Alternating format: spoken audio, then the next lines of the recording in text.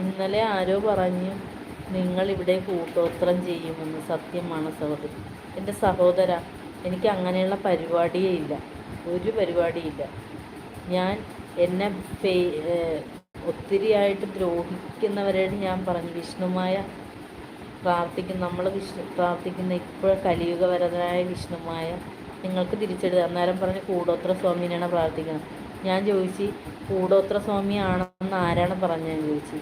വിഷ്ണുമായ പരമശിവനിൽ ശ്രീപാർവതിയിലുണ്ടായ പുത്രനാണെന്ന് ഞാൻ പറഞ്ഞു. അതിപ്പോൾ നമ്മൾ കലിയുഗത്തിൽ പ്രാർത്ഥിക്കേണ്ട പിന്നെ വാരാഹി ദേവീനെ വിഷ്ണുമായ ചാത്തനെയാണെന്ന് പറയും. വിഷ്ണുമായ ചാത്തൻ എന്ന് പറയുമ്പോൾ എല്ലാവരും ഓർക്കണത് പുള്ളി കൂടോത്ര അങ്ങനെയുള്ള ഒരു ഇതല്ല. ഇത് മഹാദേവനിലും പാർവതി ദേവിയിലും ജനിച്ച പുത്രനാണ് വിഷ്ണുമായ.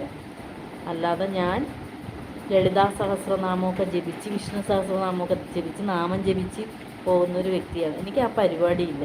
ഞാൻ വെള്ളിയാഴ്ച ചൊവ്വാഴ്ച ഒന്ന് നമ്മുടെ കണ്ടവങ്ങൾ തമ്മേനെ ഒന്ന് തൊഴാൻ പോകും.